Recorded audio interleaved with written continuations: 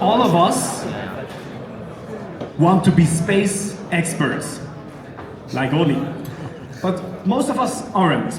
So we talked to the ones who actually are, and we learned a lot. On a 450-day operation, meal fatigue becomes mission critical, reducing performance, morale, and physical capability. Meal fatigue meaning that astronauts who are hundreds of days on a mission get tired of eating the same food, and they undernurture themselves because of it. That's why we've built Gaia, an agentic system to manage a greenhouse, which produces crops, but also increases team morale. So meet Ollie. He's an astronaut and already spent a full month on Mars by now. And today is a very special day for Ollie, I'm telling you, because it's a harvesting day. So let's actually take a look on how this works. Ollie goes directly on the Gaia dashboard. On here we can see that Gaia provides him with information on which crops are actually harvestable. But we're not forcing Ollie to harvest certain crops. He can decide. This is important for his morale. He can click on show, for example, for the potatoes. Then we directly, with a digital twin, which is three-dimensional, visualize which crops Ollie actually needs to harvest. He can see it with the yellow lines. So Ollie now goes and do the hard work, while we can take a look at the rest of the digital twin. We can see full information on plant health and much more. But even better, the whole greenhouse is scalable and procedural, so we can scale it up and down.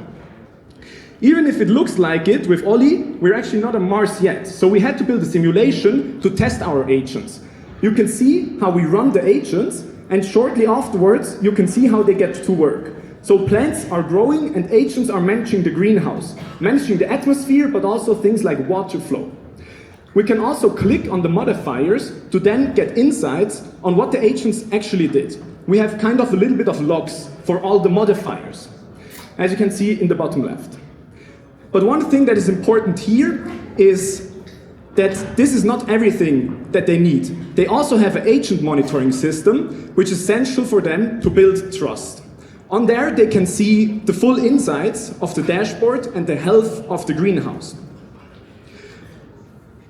But let's see how Gaia actually works. Gaia is a multi-component system. We have the digital twin, as you've seen already. We have a multi-agent system to manage the greenhouse, and we also have scientifically accurate simulations. This sounds all a little bit complex, but the architecture is not too difficult. We start with the greenhouse, digitize it with sensors, and then we have the digital twin. From there, we hook up the agents that can interact with it and actually manipulate the greenhouse.